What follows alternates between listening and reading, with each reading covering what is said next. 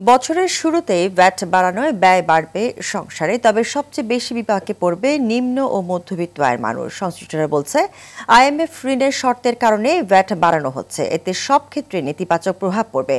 কর ফাঁকি রোধ করে রাজস্ব বাড়ানো যেত বলে মনে করে তারা। অর্থ উপদেষ্টার দাবি, এতে পণ্যের দাম বাড়বে না। আরও জানাচ্ছেন এআর বাদল।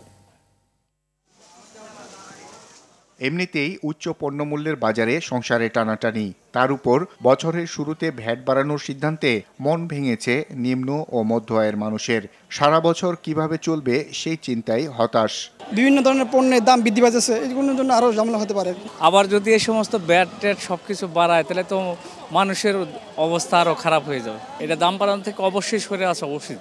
যেসব পণ্য বা সেবায় ভ্যাট বাড়ানো হচ্ছে তার মধ্যে রয়েছে ওষুধ 2.4% থেকে বাড়ছে 5%, এলপিজি গ্যাস 5% থেকে বাড়িয়ে 7.5%, তৈরি পোশাক 7.5% থেকে বাড়িয়ে 15%, অভ্যন্তরীণ বিমানের টিকিটে আবগারি শুল্ক 500 টাকা থেকে বাড়িয়ে করা হচ্ছে 700 টাকা, আন্তর্জাতিক বিমানের ক্ষেত্রে 3000 টাকা থেকে বাড়িয়ে তা করা হচ্ছে 4000 টাকা।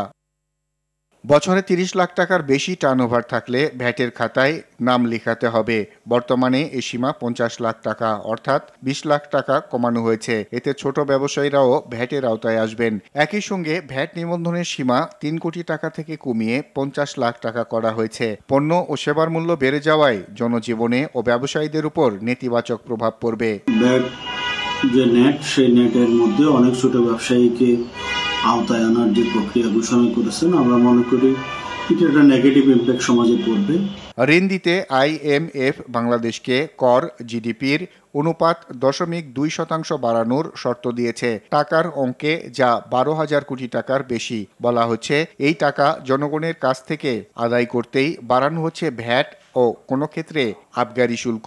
তো আইএমএফ এর শর্ত অনুযায়ী আমার যে পরিমাণ কর হার বাড়ানো দরকার, সেইটা বাংলাদেশ পারছে না। কর ফাঁকি রোধটা করতে পারি কিনা। সাধারণ মানুষ কর প্রদান করেন, কিন্তু এই কর সরকারের কোষাগারে যায় না। কিন্তু অর্থ উপদেষ্টা বলছেন ভিন্ন কথা।